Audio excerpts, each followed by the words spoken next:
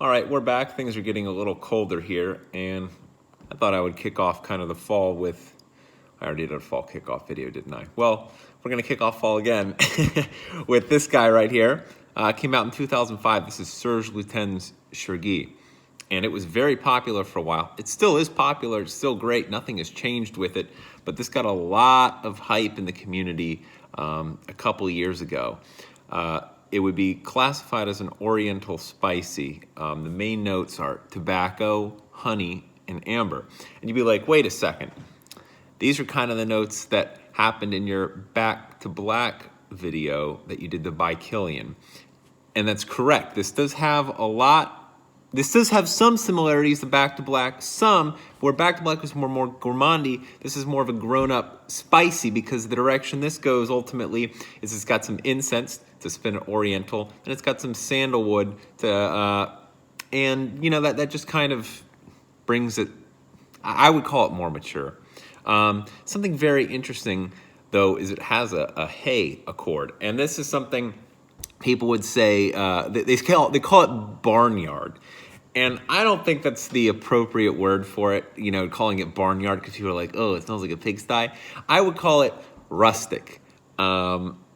It smells something you would find in the country. This isn't kind of like a city, kind of yuppie metropolitan scent. This is kind of, you know, outdoorsy. This is a greener tobacco. This is the tobacco leaf. It's not the smoked tobacco. This is, you know, you pull it from the plant.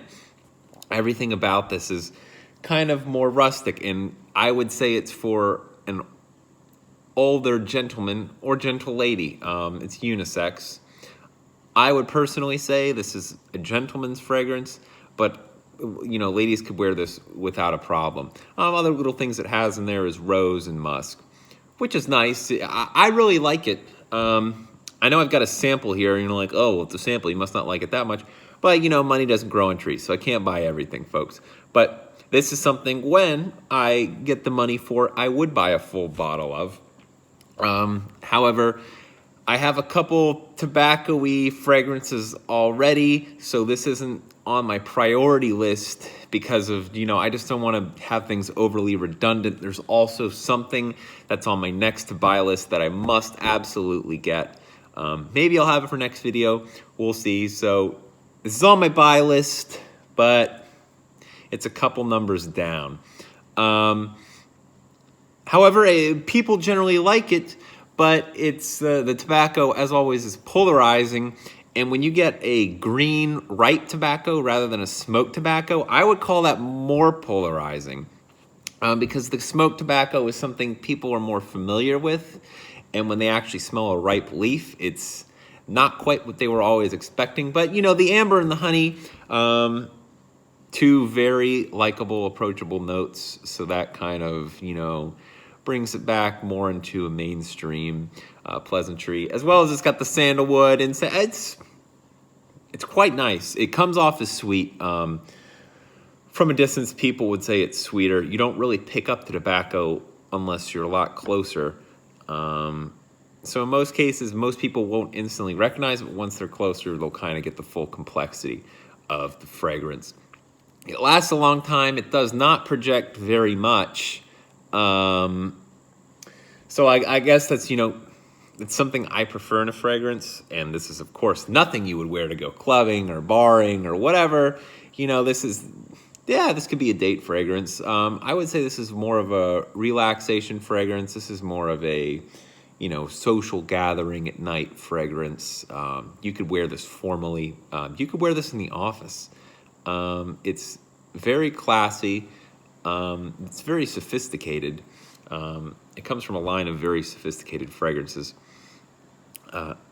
I would say, and I have a friend who, side story, who's kind of looking for a fragrance for him, who he kind of likes artsy, artistic girls. This is that. This is, sorry, I know that's really bad because I'm just generalizing here.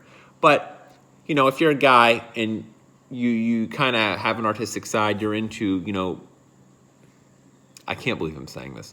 Look, if you're kind of looking for, am I really endorsing this as this is the artistic girl fragrance if you're trying to get one? But if I had to from my collection, this is what I would wear. Yeah, I mean, but that doesn't, it's not saying anything about the guy or the girl or that. It's not saying anything about anyone. It's just, I think the venue, the appropriate venue to wear something like this just happens to be a place where artistic people congregate, and that's fine. I love this fragrance.